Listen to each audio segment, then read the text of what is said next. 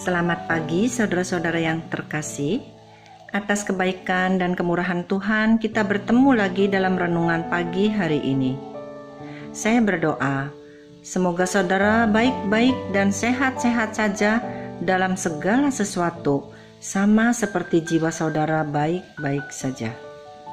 Doa ini dipanjatkan oleh Yohanes dalam 3 Yohanes 1 ayat 2. Itulah doa pengharapan kita, agar tubuh dan jiwa kita baik-baik saja dan dalam keadaan sehat.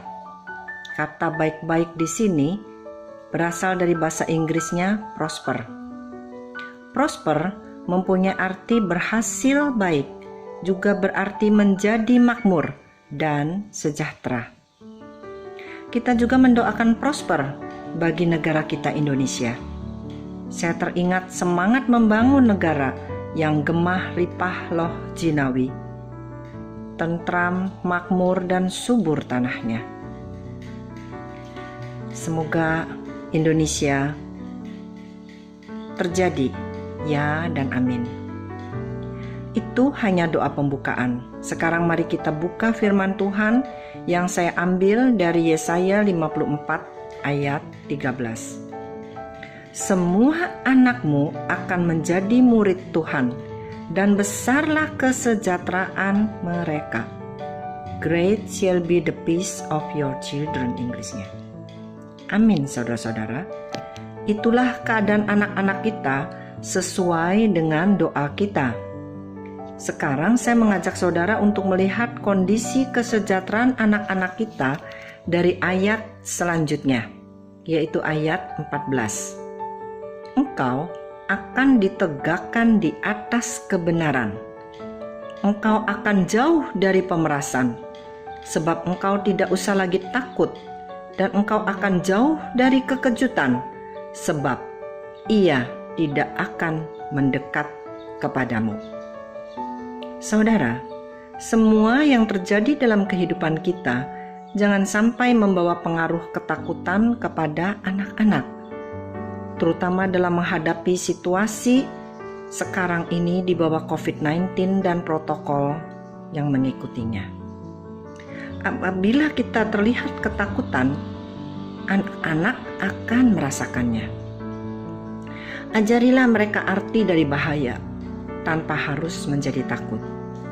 Beritahukanlah anak-anak kita tentang kejahatan agar mereka jauh dari kekejutan. Bahasa Inggris dari ayat tadi, you shall be far from oppression, for you shall not fear, and from terror, from it shall not come near you. Dari ayat di atas, anak-anak kita jauh dari oppression, fear, and terror, bahaya, ketakutan, dan keterkejutan, karena kita orang tuanya ditegakkan di atas kebenaran. Apa sih arti ditegakkan di atas kebenaran?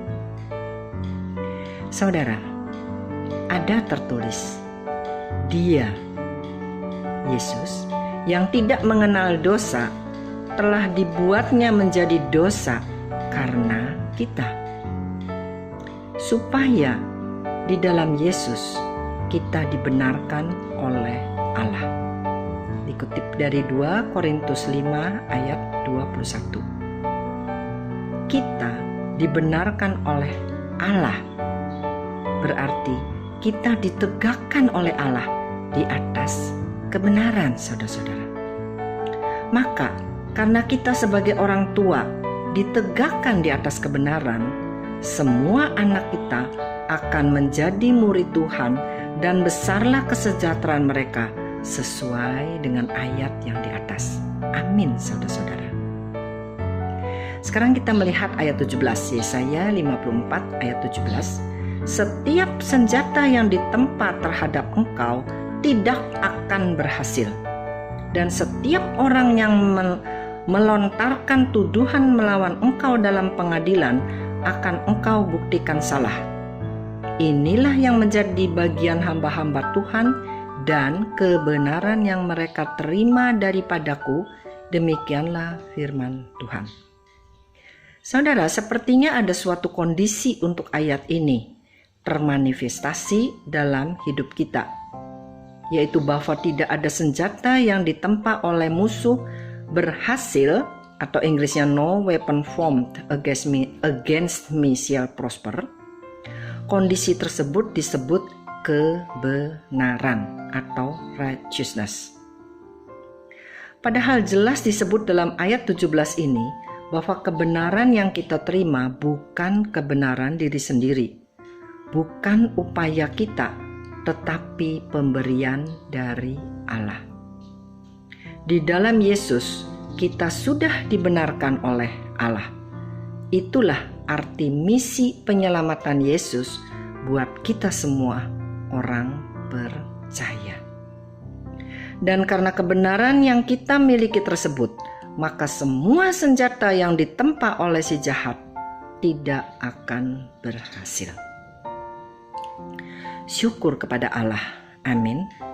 Marilah kita berdoa.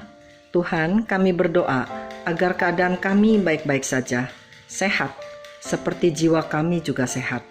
Dan kami berdoa agar setiap senjata yang ditempa terhadap kami, termasuk COVID-19, tidak akan berhasil. Terima kasih karena kebenaran yang telah Kau berikan kepada kami di dalam Yesus. Di dalam nama Yesus kita berdoa. Haleluya. Amin. Selamat berdiam di rumah saja dengan penuh aman, tentram, sejahtera, roh, tubuh, dan jiwa.